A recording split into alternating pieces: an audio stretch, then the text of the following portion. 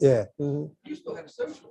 Yeah. Okay. I see. You didn't have it. Yeah. It's just saying that it's being live streamed. Yeah. Everybody I socialized with, I worked with. Yeah. Basically. Yeah. I mean, I had outside friends, Yeah. but being retired, I couldn't figure out where the gate they go by some things. Yeah. And then when Mike was in the neighborhood 3 years ago, he was retired. Yeah. And we got together. Mm-hmm. Michael was retired? Yeah, he retired from the Navy. Retired Navy. Oh, Retired okay. Navy. He was retired from the Navy. Yeah. And we got to be friends. And he wanted to get this group of Yeah. church people involved in helping people learn how to use tools. Some trees down my yard. I saw the pictures. Yeah, it's going on. You So do. we went Friends, and did it. friends for life. Oh, you can see my slippers. Bad. Okay. Yep.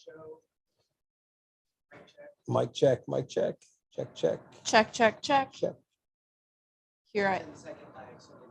Okay. Mic check.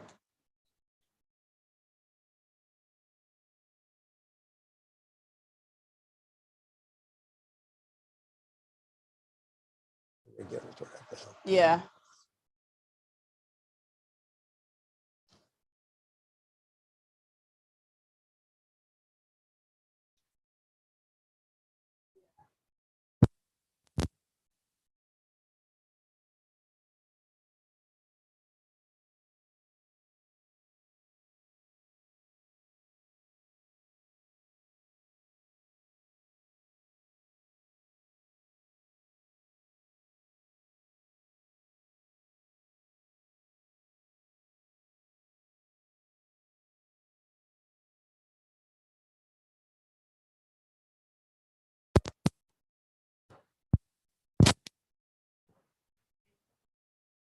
Wow, that screen looks so weird.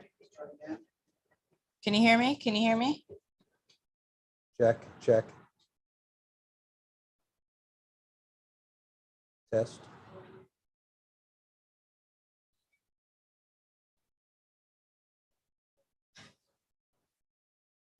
We can hear ourselves. The weird Sounds echo. good.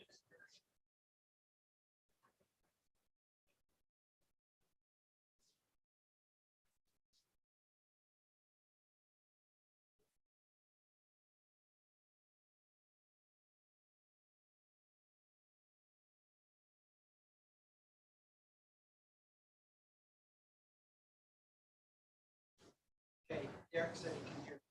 Okay. I had my sound low. We turn that down. Can we turn the fire down? I mean, you don't have to turn it off. Just turn. No, we do Well, I am not. sweating already. I just Yeah. don't need to. I'm going to sweat Yes. because I'm nervous, but I don't need the extra help of the heat. Yeah. 300 things in bags of things out there. Oh, it's got 300 bags of pellets in it.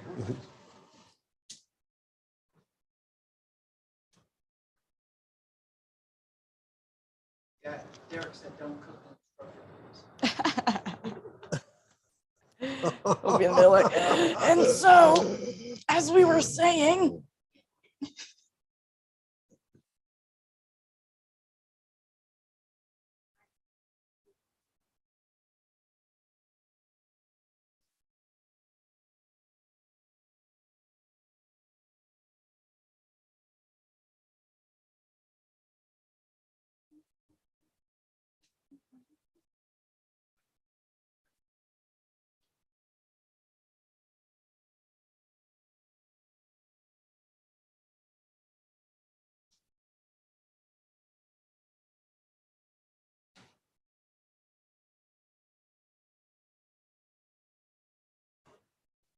Because we'll go live at 6 p.m. Michael is on time. mm-hmm. He's an on-time dude.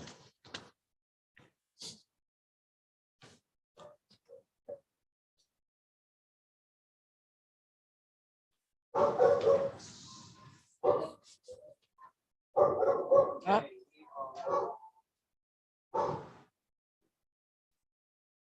Live and we're actually live now. On camera in 10 seconds. all righty.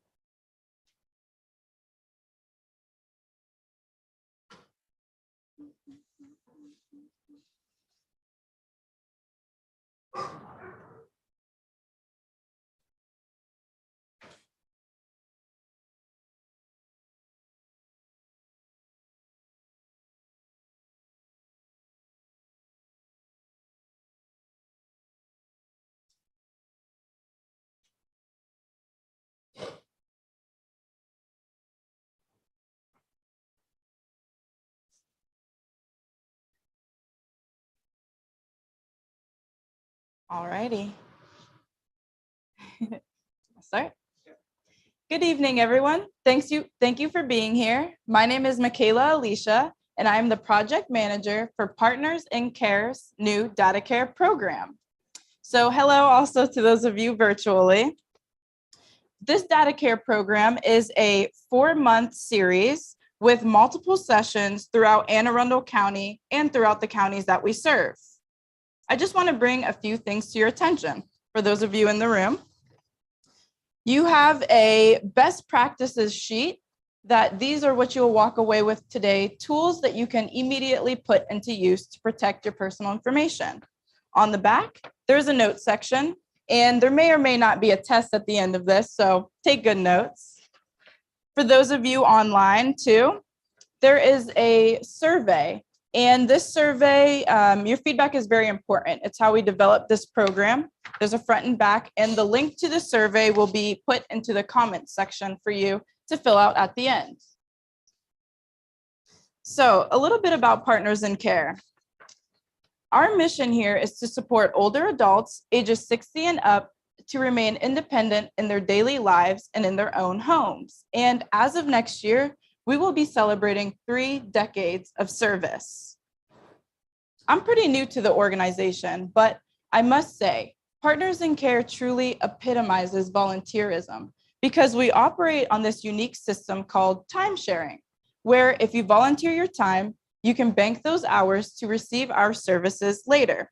We truly are people-powered. At the heart of our organization are 4 main vessels of operation. The first is transportation. Last year, we provided nearly 200 rides per week to take members to doctor's appointments, the pharmacy, the store, or anywhere it is that they wanted to go. We also have our member care.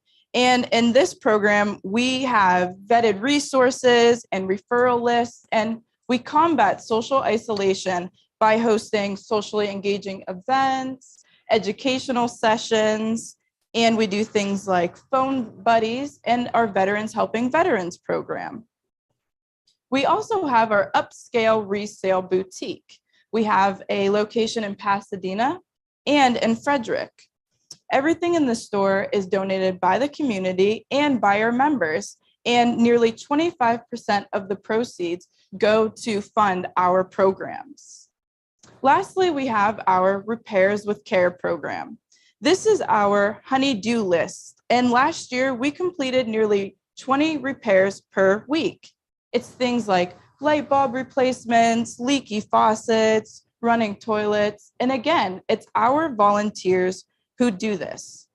We also offer guaranteed services for a fee through our Community for Life program and our mobility bus. So with the services I just talked about, you may be thinking, what does Partners in Care know about cybersecurity? But this is because we are already in the cyber realm and we serve a naturally vulnerable population. In Anne Arundel County, we just completed our tablet training program. And this is where we equipped 125 of our members with a tablet and the know-how to navigate it, along with the basics of protecting their personal information. And in Frederick County, we are commencing this program. And it was because of this tablet training that the Gula Tech Foundation is funding this Data Care program. So Joe, our facilitator today, will, in this presentation, provide an overview of this 4-part series and also provide you with tools that you can, again, immediately put into practice. So let me introduce Joe.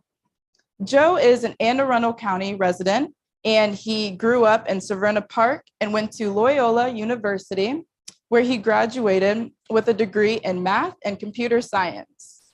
After graduation, he spent 35 years working for the NSA, and he loved that career. He traveled extensively for the Department of Defense and has many great memories. Joe married his high school sweetheart and has 3 children. He is now retired and is trying to figure out what to do. So during COVID, he got his real estate license and is helping his friend start a brokerage. He loves the outdoors and volunteering his time, and we're happy to have him. So I'll pass it off to him to begin our presentation. Thank you. Thank you for the introduction, Michaela. And I'd like to thank Partners in Care specifically for hosting this event, as well as Michael and Maria Jetty for opening their home so we could come in here in a comfortable environment and have this discussion. So thank you to Partners in Care, Michaela, and Michael and Maria. Data care, while that may be new terminology, it's nothing new. In 2018, the European Union passed laws called the General Data Protection Regulation, and that governed how corporations used your personal data. And in 2019, the United States quickly followed suit, and they're having conversations in Congress and coming up with laws on how corporations should protect your personal data. If you pay attention to the news, I'm sure you've heard about the many various cyber attacks that have happened over the years in our local area. Baltimore City had a ransomware attack a number of years ago that was significant and took down the city government in Baltimore. My daughter works at a hospital, and I'm not going to divulge which one, and her hospital actually had a ransomware attack as well. So if you follow the news, you'll hear and see a lot about cybersecurity, and you'll hear about hackers. And a lot of what is done is the hackers will attack the corporations. What we're going to focus on is what you can do to protect your own data. We expect the corporations that house our data to do things to protect it, but there are also things that you can do to protect your own data, and that's what this series is about. And best of all, we're going to give you tools to put into your toolbox. So I'm going to quickly go through what the 4 different topics are going to be, and then I will dive into lesson 1. But lesson 1 is going to be about your personal information and how vulnerable it is. Can anybody in the room think of examples of personal data that you'd be willing to share?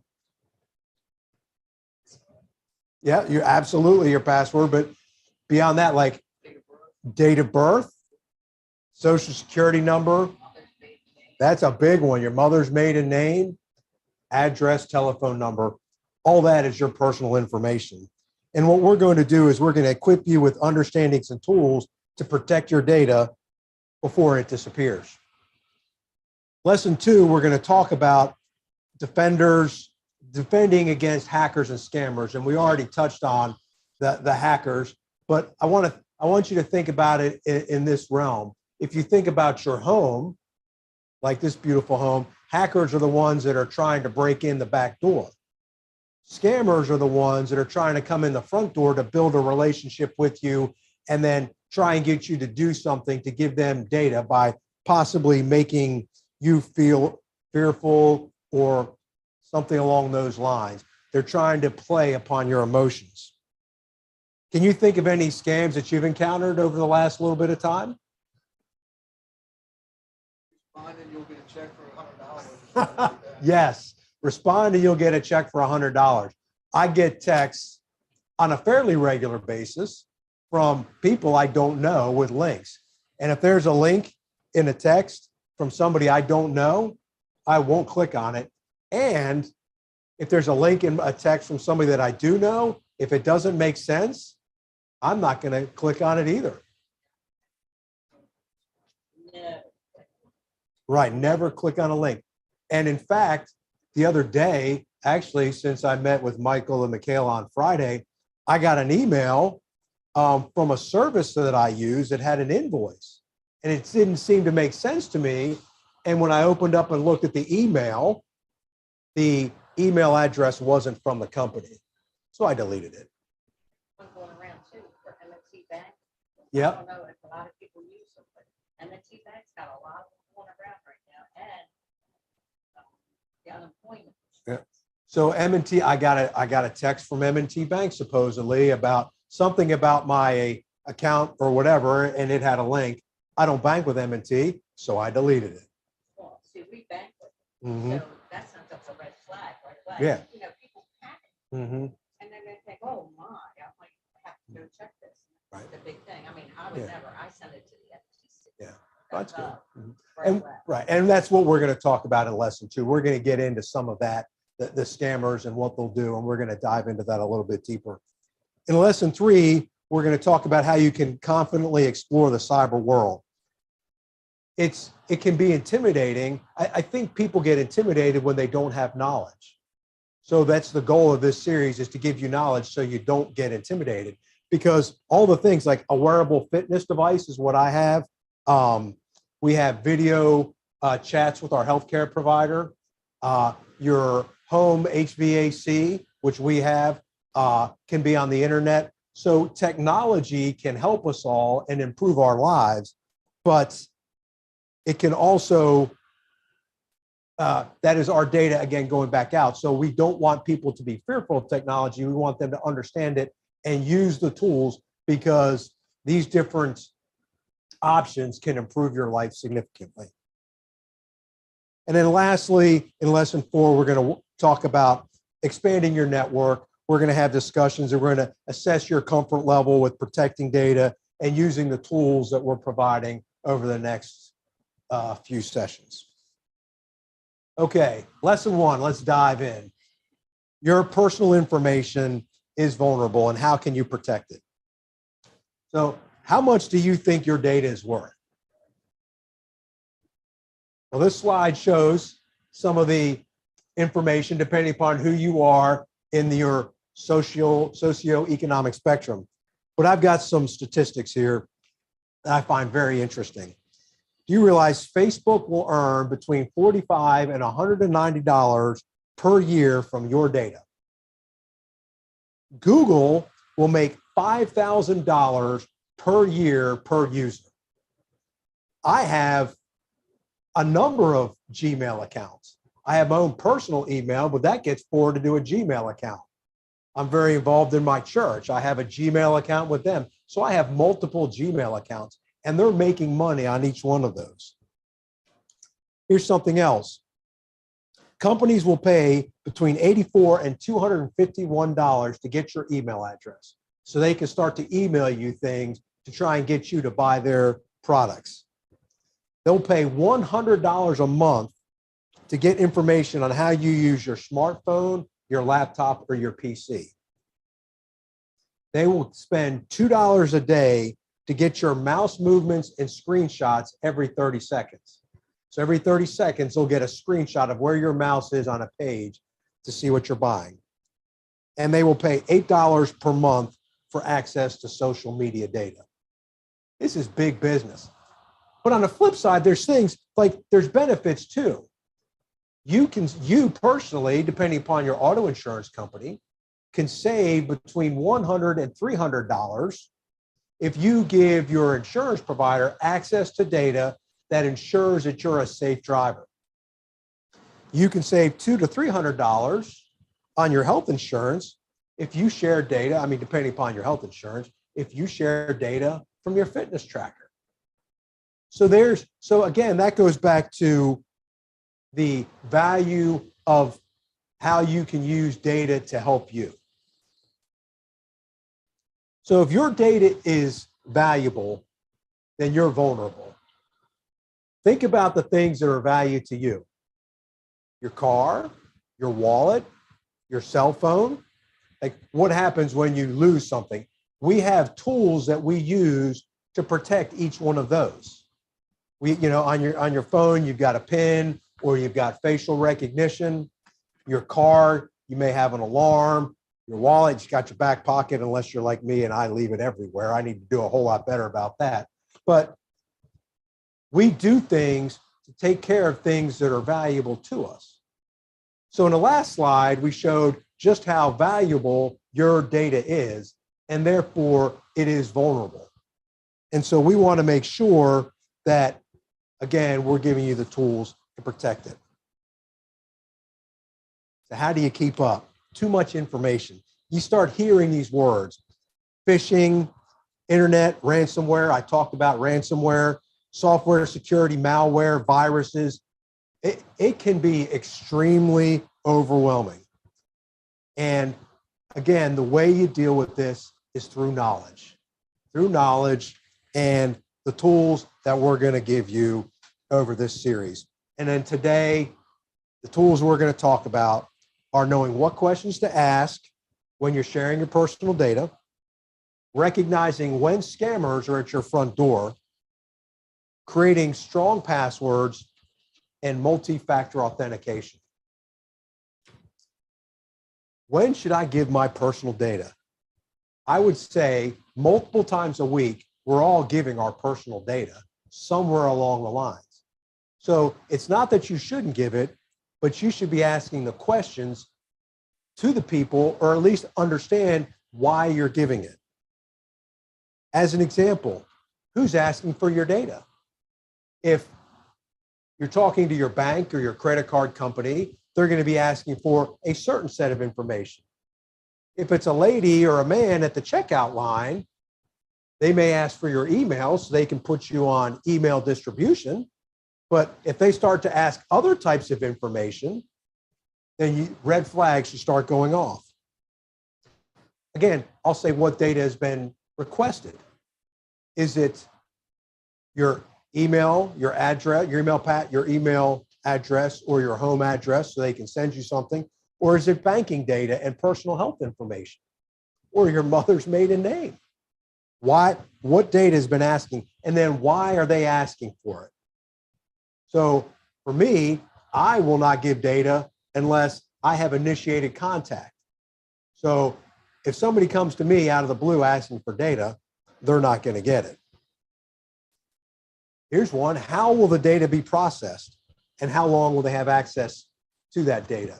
That's not one I think that we generally ask. How are you going to use it, and how long are you going to store it? And then here's another one. And this is something I think that's super helpful, and we should all consider asking for help from someone you know, love, and trust. It's interesting. I spent my career working in technology.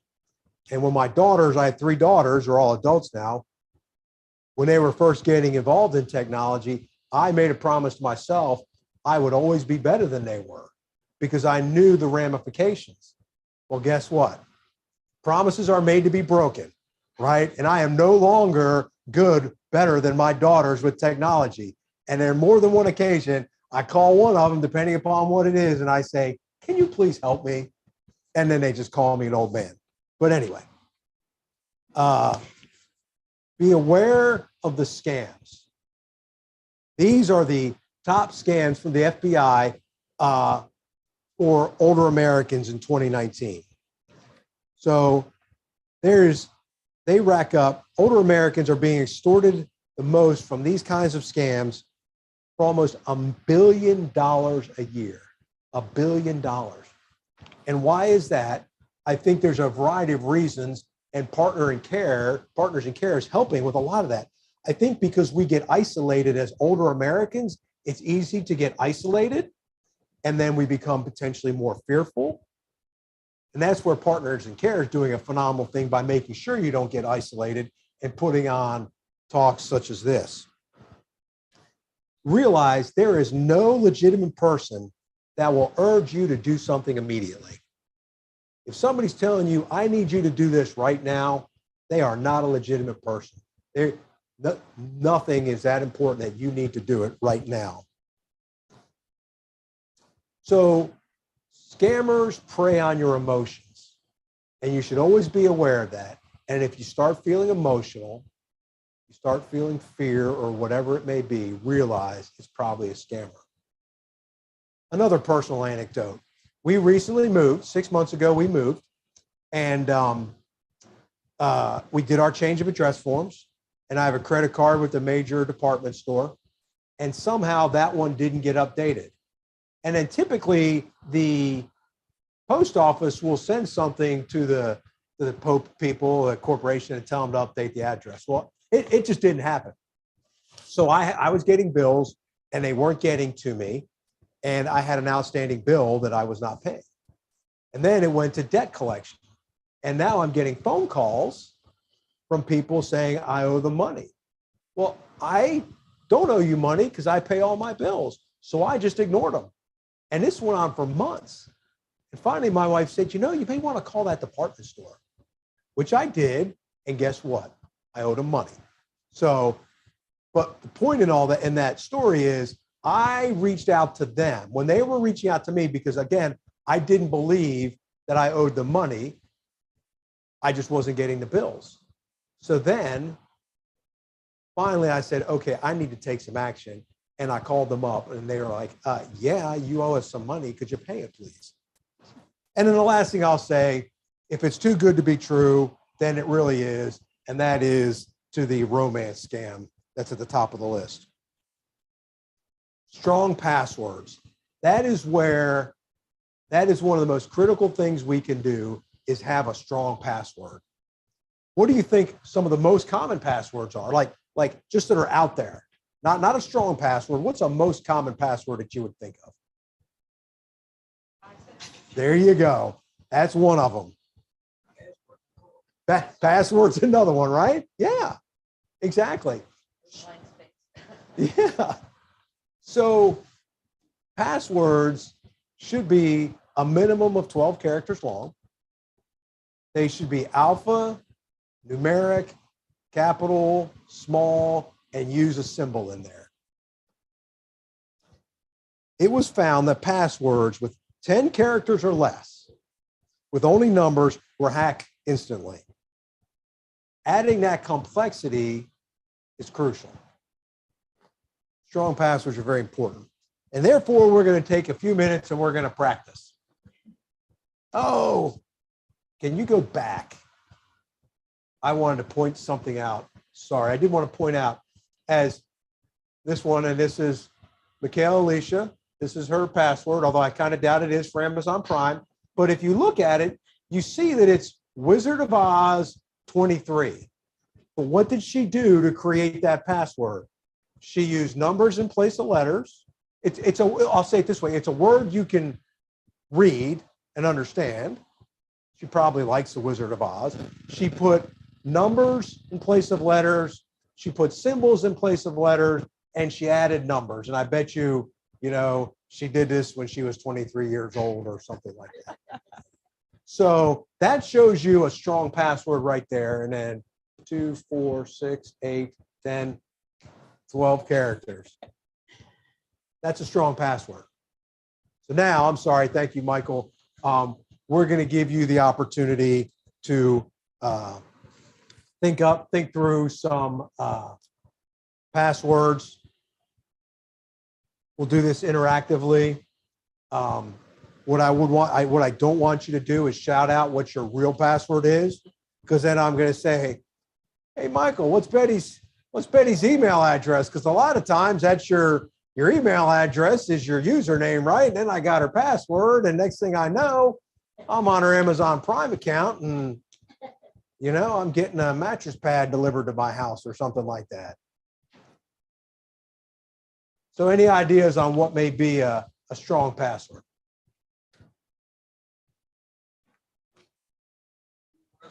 Yeah. Get a pen. Think. A lot of people, especially older. Mm-hmm. He has a friend who's 87 years old. Mm-hmm. And he has such a fun. Yes. And it's sad. So there's things this will be touched on in a future lesson. I use a password manager. The other thing you can do is write them down. But if you're going to write them down, don't put them in your purse, right? You got to keep them updated. Don't carry them with you. Keep them in a secure place where you live. So there are things that you can do.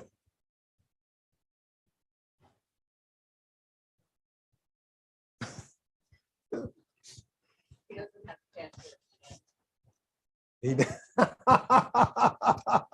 I keep that very hidden. Good for you. I had to hide it from my granddaughter. Smart kid. 10 years old. Wow. See, they learn technology young.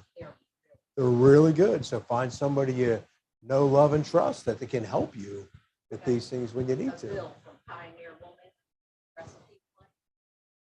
like, now who ordered this? I mean. Right. Not that it was a big deal. You got a password you can share with us? All right. Sunday, capital S, capital D, dollar sign, Uh-huh. 237. So let me ask you this. What does that mean? Why did you choose that? Does that mean something to you? Sunday, Okay. dollar sign's money, Yep. 327 is today, There you go. and ED is. Yeah. There you go, right? So if there's meaning to your password, it's going to be easy to remember. And I would use this. Yeah, no, right. I mean, you came up with that because, okay, now I'm sitting here, I need to come up with a password. Well, it's Sunday evening. Right? That's great. Yeah, and I kind of like will use the same words throughout my passwords, but put them in different places and add symbols and numbers in between and at the end. And like, length really is the most important. So if you have like a number, a word that you use a lot or something that means something to you, symbols, numbers, another word, symbols, numbers, another word, that's a strong password. And it's kind of not that difficult to remember. But I do use my iPhone to remember everything. And it has to look at my face or a passcode. So Right. it's pretty secure. Right. So if you're a fan of The Wizard of Oz, right? It could be Yellow Brick Road. It could be Ruby Red Slippers. It could be, so who played Dorothy in the original? Judy Garland, right? It could be Judy Garland. Did you know that? I just made that password up. No, but I mean, so, right. So if that is something of interest, if The Wizard of Oz is something that's interesting, there are a number of phrases right there that you could utilize, and then you could use the number 3 in place of an E. You could use the ampersand in place of an A. Yes, Mark. I know most adults really don't know much about computers. How can you trust somebody to help you do your personal stuff? Right. So that goes to finding somebody that you know, love, and trust. Right.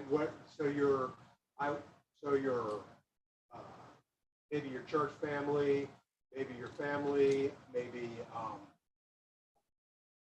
the library, somebody like that. Depending, oftentimes if you buy a product, like an Apple product, they will show you how to do things.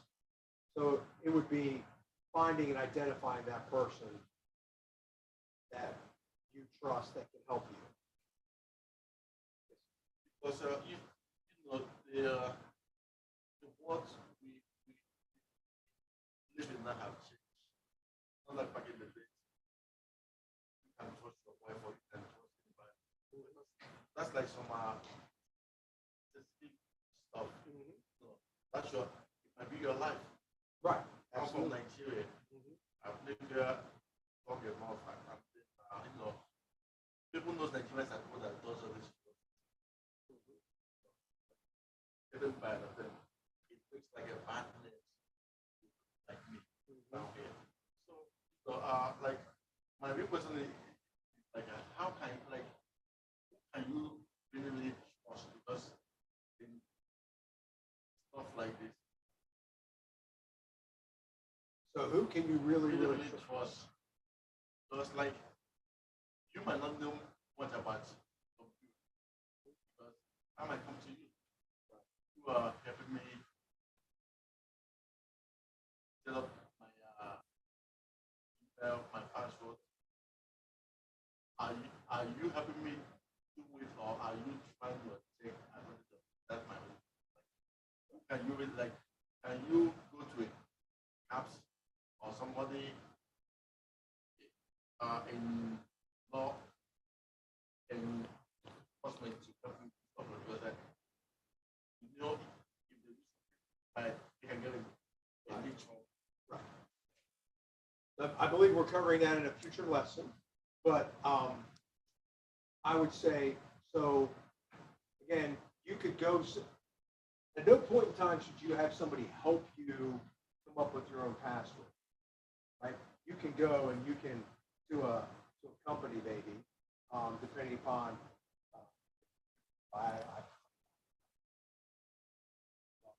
Apple person. So when you buy something, you can go there and they will help you get it set up and understand the Apple itself. And then a lot of times when you use software from a specific company, you can get technical support from that particular company. But at no time should you allow them to know what things like your critical data, like your passwords, or that goes back to the questions. So if you're sitting down with somebody and they are helping you understand the technology and helping you use the technology, they shouldn't be asking for your password. They shouldn't be asking for your banking information. So we can chat after. Yeah, and I think too, like, that's a good point. And the point of this series really is so that at the end of it, you will be comfortable enough to know who you can go to and what questions to ask and what help you need and how you can navigate it on your own. Yeah, but yeah, we understand. Okay, and then the last tool we're going to discuss tonight is multi-factor authentication. And if you think about it, that's something we already do. When you call your bank or a credit card company, or you're looking for a loan, whatever it may be, what do they ask? Hey, this is Joe Bickley. What do they want to know? Address, date of birth, last four of your social security number. You're already doing throughout the course of your life multi-factor authentication. Now we're talking about applying that to technology. And that is adding in an email or a cell phone number to your accounts. And what happens, and I will give another story about what happened to me recently. There's a lot happening to me. I have multi-factor authentication set up on all my accounts for online, credit card and apartment stores, insurance, loans, whatever it may be. I had the good fortune about a month ago to spill water all over my laptop. And unfortunately, it killed it. Thankfully, they got the data off. So I went out and I bought a new computer. So when I went back in to all those sites, they didn't recognize the laptop that I was contacting them for. And they said, we don't recognize it. Basically, it's just you. And then I had to get a text or an email to verify that it wasn't DP. So multi-factor authentication via your cell phone or an email address is absolutely critical. And that protects you. And it's very easy typically to set up with each account. And then it does ultimately protect you. Like when you log on from a public computer, like maybe a library, or if you're traveling and you're logging in somewhere at a hotel. And then, so that's those are the four tools for your toolbox. Asking questions, kind of the who, what, when, where, why, and the Joe Bickley, oh my God, help me, daughter, I need help. Closing the back door on scammers, recognizing when you start to feel emotional, you start to feel fear, or like, wow, this is too good to be true, I got to get it now. Creating strong passwords, and then finally, the multi-factor authentication. Those are your four tools for this season. Yes, sir. Accent. Question. Oh, questions? No. Accent. Question and the last one. Creating a strong password, and then multi-factor authentication. Those are on the front of that page right there. And there's a note section on the back for you too. Okay. So, before I turn it totally over to Michaela. Does anybody have any questions for myself or Michaela? I think you covered just about everything. All right, thank you. Everything for now, anyways. Yeah. So thank you all for being here. For those of you online, if you would like more information about this session, every fourth Sunday at 6 p.m., we will be here. And you can email datacare@partnersincare.org, or you can put your email in the comments section. I'm sorry? Our email. I will only use it for information regarding this program. So, No, I don't think. Yeah, go ahead. Won't be the same time every Sunday? Yep, same time, same place, 6 p.m. Yeah. And if you do want to attend an in-person session, again, we're all throughout Anne Arundel County for every month of every lesson. So thank you all for being here.